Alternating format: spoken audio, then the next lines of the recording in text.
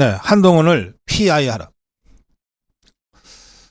PI는 프레지던트 아이덴티티의 P와 I를 합친 말인데, 뭐 처음 출발은 그랬습니다만 대체로 PI는 한 정치인의 또는 한 정당의 또는 한 정부의 이미지를 어떻게 만들어 갈 것이냐 라고 여러분들이 그냥 편안하게 이해하시면 됩니다. 뭐 퍼스널 브랜드를 어떻게 만들어 갈 것이냐, 그런 정도의 의미라고 이해하시면 됩니다. 그런데 이 PI라고 하는 것을 하려면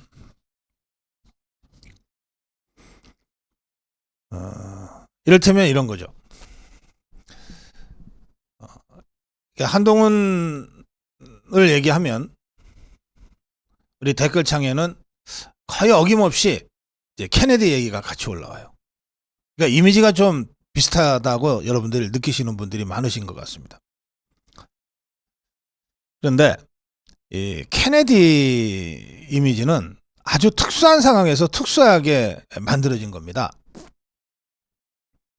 미국도 대중민주주의를 하는 나라라서 한 표라도 더 많이 얻는 사람이 무조건 이기는 그런 사회 아닙니까? 그런데 케네디 이미지는 굉장히 귀족적인 이미지예요. 그래서 이 케네디 이미지는 함부로 아무데나 적용해서 되는 것이 아닙니다. 미국이라는 아주 특수한 정치 상황, 그것도 1960년대라고 하는 정치 상황을 여러분들이 감안하고 케네디 이미지를 봐야 돼요. 그러니까 미국은 건국한 지 200년 밖에 안 된 나라잖아요. 그래서 거기는 뭐 100년 된 것도 굉장한 문화재가 되고 그런 나라 아닙니까? 그러니까 이 아일랜드계이면서 아이비리그 출신이고 정치 명문가에다가 제클린 케네디라고 하는 미국 국민들이 정말 좋아하는 그런 여성과 이렇게 가정을 이루고, 그러니까 요트를 타도 잘 어울리고, 뭐 정말 서민들이 꿈도 꾸지 못하는 이 초호화 파티를 해도 정말 자연스럽게 잘 어울리는 그런 아주 고급스러운 이미지가 있는 거예요.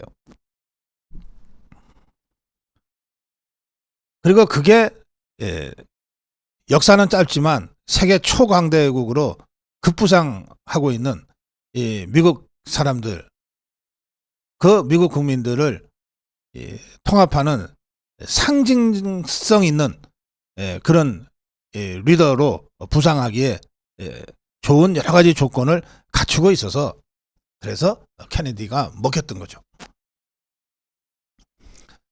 근데 이거는 5천년 역사, 그리고 어느 나라보다도 계급과 계층으로, 지역으로, 직종으로 쪼개져 있고, 하여튼 금수저보다는 흑수저의 자수성가 성공 스토리가 더 먹히는 이 대한민국의 정치 풍토에서는 케네디 이미지를 그냥 무매개적으로 이식하는 것은 상당한 리스크를 안게 돼 있어요.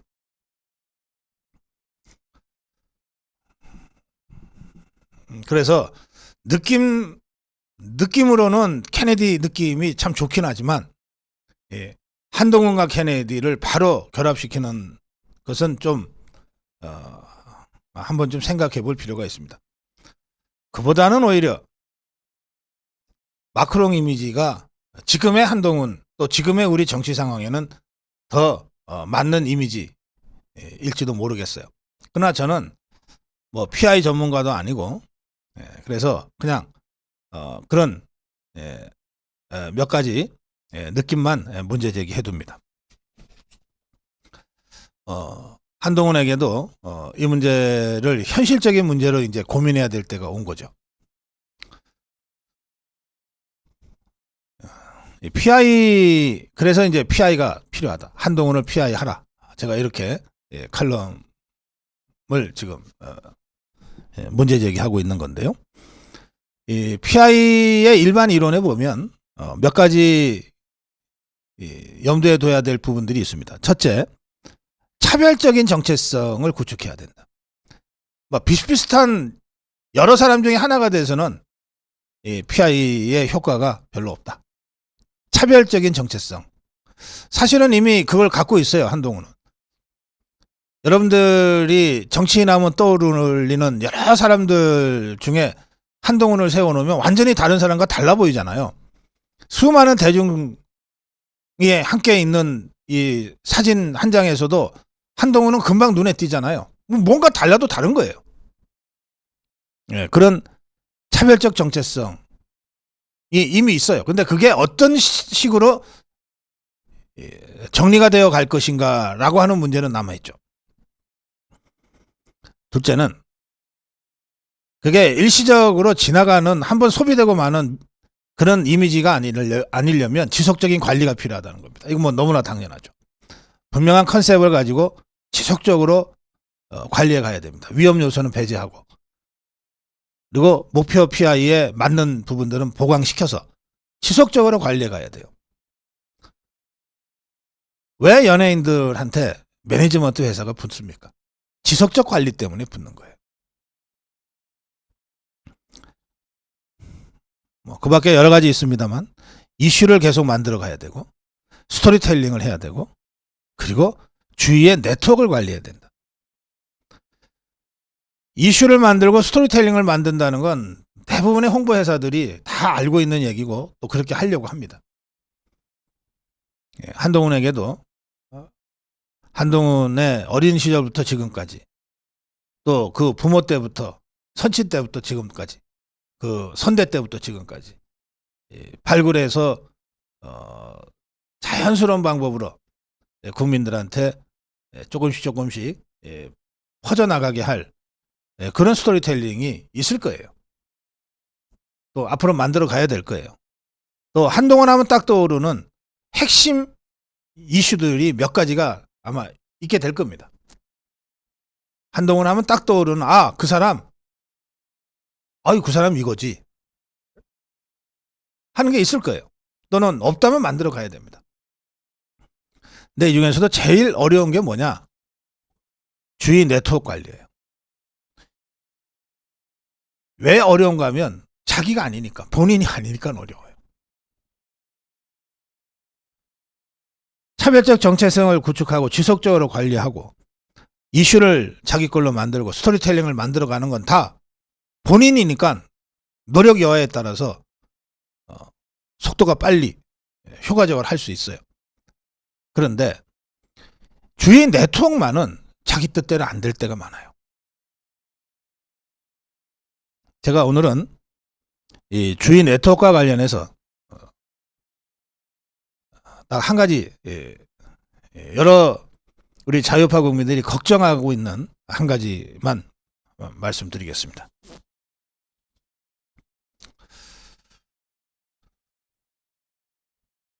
작년 말에요, 제한 중국인 법학회라고 하는 학회죠, 일종의 중국 법률 용어사전 출간회가 있었어요.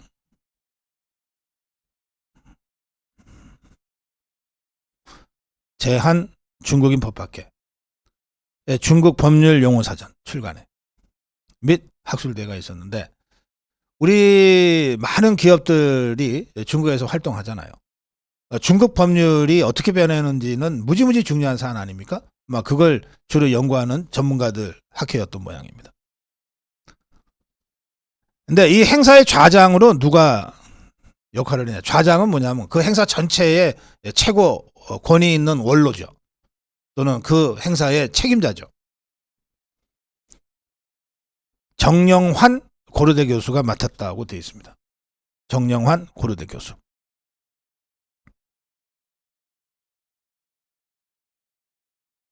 정영환 교수는 얼마 전에 한동훈 비대위원장이 국민의힘 공관위원장으로 영입한 사람입니다. 그러면 국민의힘 공관위원장이 중국 법에 대해서 깊이 알고 잘 알고 제한 중국인 법학회 활동에 좌장을 맡을 정도로 중국과 인적 네트워크가 깊은 사람이다. 이런 뜻 아니겠습니까? 좋은 의미에서 말하자면. 이런 사람을 되게 친중파라고 세간에서는 부릅니다. 아, 그런가? 뭐 학회 좌장 한 번 했을 뿐인데. 어쩔 수 없이 제가 팩트체크에 들어갔는데 정영환 교수, 지금 국민의힘 공관위원장입니다. 현 고려대학교 법학대학 정교수, 로스쿨 교수죠. 현 중국 정법대학 명예교수로 되어 있습니다. 다른 직책은 뭐 다 법률 관련이니까. 중국 정법대학 명예교수. 이거 간단한 자리 아닙니다. 정법대학이 어떤 대학이냐? 1952년에 베이징대학, 칭화대학, 옌칭대학 이런데 베이징 칭화대학이면 중국에서 최고 대학이죠. 이런 대학에 있었던 법학, 정치학, 사회학과를 통합해서 따로 만든 베이징 정법대학입니다. 법학, 정치학, 사회학. 요 사회학 쪽만 따로 떼가지고 만든 대학이에요. 말하자면 서울법대, 고대 정액과 서울대 법대, 고려대 정경대, 연세대 사회학부 요거를 따로 떼갖고서 만든 대학이다. 이런 뜻입니다. 대학 중의 대학이죠. 거기에 명예교수를 하고 있습니다. 이 정법대학은 우리도 이제 대학생들이 정당 가입이 가능하지만 중국의 공산당은 우리나라의 국민의힘이나 더불어민주당과 완전히 다른 겁니다. 중국의 공산당은 전위정당이에요. 중국을 통치하는 정당이라고요. 공산당에 들어가는 것 자체가 엄격한 심사와 엄청난 어려운 시험과 신분 확인을 통해서 들어가는 거예요. 그런데 이 학부생 중에서 공산당원 비율이 24.5%입니다. 정법대학이. 그럼 정영환 교수가 명예교수로 강의를 안 했다면 모르겠는데 했다면 이 정영환 교수 강의 들은 학생들의 4분의 1은 공산당원들이 들었다는 뜻이죠. 이 비율은 일반 대학에서 중국 최고 비율입니다. 가장 높은 거는 사관학교예요. 중국의 육군사관학교, 해군사관학교 같은 사관학교. 그 다음이 경찰학교입니다. 여기에 중국 공산당 비율이 높고 일반 대학 중에는 이 정법대학이 24.5%의 학부생 공산당 비율을 자랑하고 있는 대학입니다. 거의 공산당 학교라고 봐도 돼요. 공산당 간부 엘리트 양성학교라고 봐도 됩니다. 그곳에 명예교수를 지금도 맡고 있습니다.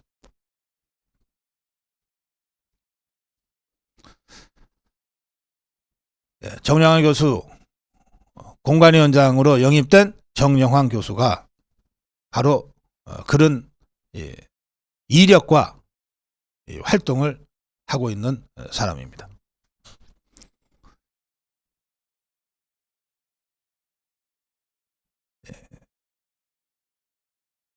한동훈 비대위원장의 장인이 아주 유명한 검사장 출신의 변호사입니다. 진형구라는 분인데 이분은 대검 공안부장까지 지낸 공안통이에요. 근데 이분이 대검 공안부장 시절에 조폐공사 파업 유도 발언 파문으로 옷을 벗었습니다. 그때 아마 잠깐이지만 옥고도 치렀던 것으로 제가 기억하는데, 그리고는 잊혀졌어요. 한 20, 30년 전에 검찰을 떠난 분이니까. 제가 한동훈 비대위원장의 장인이 진영구 변호사다는 얘기를 듣고도 그분이 그분인지를 연결시키지를 못했어요. 하도 오래전 일이라서. 그런데 이분이 진형구 이분이 차이나 라이프라고 하는 중국 관련 종합 전문지의 발간인, 그동안 있었습니다. 차이나 라이프. 창간 2달 만에, 이게 20년 전 일입니다. 한국과 중국을 오가는 항공기, 한중, 중한 노선의 항공기에 이 차이나 라이프라고 하는 이 잡지가 기내에 배치가 됐어요. 이게 그야말로 이게 황금어장이죠. 여러분 대한항공이나 아시아나나 또는 뭐 중국 민항 타시면 그 잡지가 뭐 수십 건 꽂혀 있는 거 아니잖아요. 한두 개 꽂혀 있습니다. 중국 비행기는 다 공산당이 운영하는 겁니다. 거기서 차이나 라이프 창간된 지 2달 만에 이 잡지를 비행기에 꽂아줬어요. 이게 그냥 비즈니스로 됐을 가능성이 과연 얼마나 될까요? 인민일보나 베이징 저널에도 뭐 소개가 될 정도로 창간 2달 만에 아주 정말 상상도 못할 이런 환영을 받았습니다.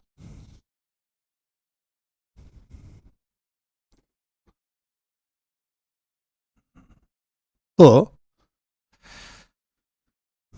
이 진형구 회장으로 변신을 했어요. 잡지 발행인. 이렇게 얘기합니다. 중국에 관심을 갖게 된 것이 다 이거 20년 전 기사인데요. 어린 시절부터 지금까지 삼국지를 수십 번 읽다 보니 줄줄 외울 정도가 됐고 자연스레 중국인과 중국 문화에 친숙하게 됐다. 그래서 중국과 교류하게 됐고 해룡장상회 지킹푸 회장과 호형호재하는 의형제를 맺었다. 해룡장성 무역촉진위원회 홍보대사도 맡았다. 뭐 이렇게 쭉 설명합니다. 중국에서 의형제는 특별한 관계입니다. 그냥 아무나 맺는 거 아니에요. 아주 깊은 중국 네트워크, 인적 네트워크가 20년 전부터 만들어졌다는 뜻이죠. 제가 이 기사를 보면서 저도 최근에 다시 책을 읽기 시작했는데 우연히 제가 오늘 아침에 읽다 나온 책이 사마의 관련 책이고 어젯밤에 끝낸 책이 중국 제국 쇠망사라는 책입니다. 저는 지금까지 삼국지를 한 17번 완파했습니다. 저 지금 중국에 못 들어갑니다. 그동안 제가 했던 논평 때문에 중국 공안이 상당히 신경 쓰고 있다는 얘기를 이쪽 저쪽으로 제가 들은 바가 있어서 혹시나 불상사가 있을까봐 제가 중국 갈 기회가 여러 번 있었는데 제가 다 고사하고 있습니다. 삼국지 읽는다고 다 친중파가 됩니까? 중국에서 의형제는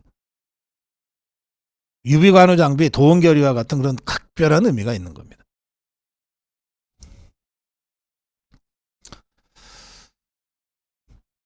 김영동을 한동훈 위원장이 비서실장으로 임명했습니다.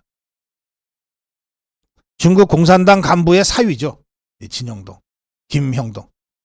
중국 공산당 간부의 사위죠.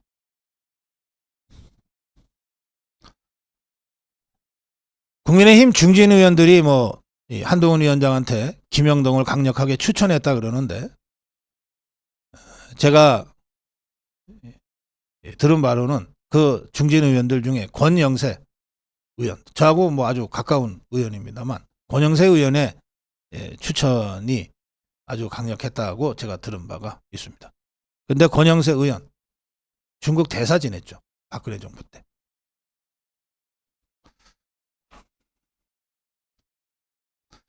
한동훈 비대위원장이 얼마 전에 영입한 공관위원장, 한동훈 비대위원장의 첫 번째 인사였던 비서실장, 그리고 한동훈 비대위원장의 장인 진영구 전 검사장. 중국과 일부러 사이 나쁘게 지낼 이유는 없지만 지금 우리 대한민국이 중국과 맺고 있는 관계, 또 우리 자유파가 중국에 대해서 생각하고 있는 것들, 감안하면 우리 자유파가 이런 이 한동훈 위원장의 주변 인물들 때문에 상당한 불편한 느낌을 가질 수도 있다라고 하는 점까지 생각할 필요가 있다고 생각합니다. 왜? 한동훈 비대위원장은 그만큼 이미 막중한 자리에 올랐기 때문에 그렇습니다.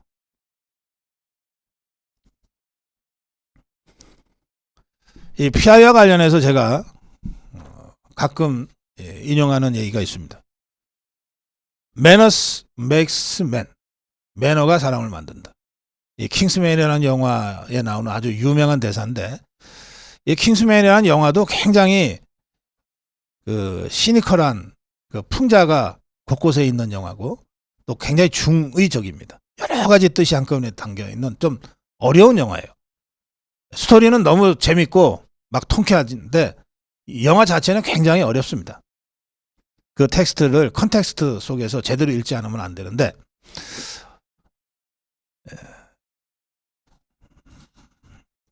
여기서 말하는 이 매너라고 하는 게 뭘까? 이 젊은 주인공 에그씨를 통해서 결국 이 영화가 말하는 매너는 뭐냐면, 겉만 번드르르 하고 뭐 양식점에 가서 포크는 이렇게 드세요, 뭐 나이프는 이렇게 드세요, 뭐 냅킨은 이렇게 쓰는 거예요, 뭐 스프 먹을 때는 바깥쪽으로 기울여서 먹어야 돼요, 뭐 이런 거 아니에요. 여기서 말하는 매너는 두 가지입니다. 하나는 타인을 배려하는 매너, 타인을 배려하는 매너. 또 하나는 기꺼이 자신을 희생할 수 있는 용기. 이게 매너의 핵심이에요.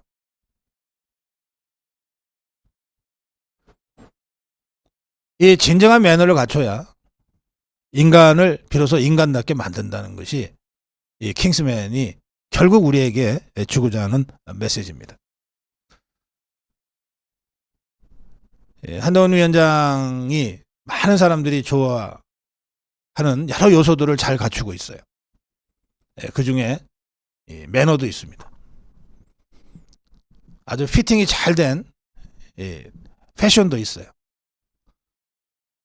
그리고 우리 자유파가 정말 듣고 싶은 이야기를 별로 그렇게 거칠거나 격하지도 않은 단어를 이용해서 정말 전곡을 찔러서 메시지를 전하는 그런 정말 탁월한 능력도 있어요. 그런데 아직 PI가 완성된 상태는 아닙니다. 한동훈의 PI가 중요한 것은 그 개인에게도 의미가 있지만, 한동훈의 PI가 결국 이번 총선에 우리 자유파 진영 그리고 국민의힘의 승리에 결정적으로 중요하기 때문에 그래요. 그래서 제가 오늘 고성국 칼럼 한동훈을 PI 하자, 그리고 일각에서 제기되고 있는 이 주변 사람들이 다 친중파 일색이라고 하는, 어떤 면에서 자유파 입장에서는 굉장히 결정적인 단점이 될 수도 있는 이런 부분들에 대한 문제가 이미 제기되어 있으니, 이 부분에 대한 한동훈 위원장의 판단이 좀 필요하다. 제가 이 한동훈 비대위원장의 PI와 관련해서는 다른 기회에 좀 더 생각을 좀 정리해서 다시 말씀드릴 기회가 있을지 모르겠습니다. 고성국 칼럼이었습니다.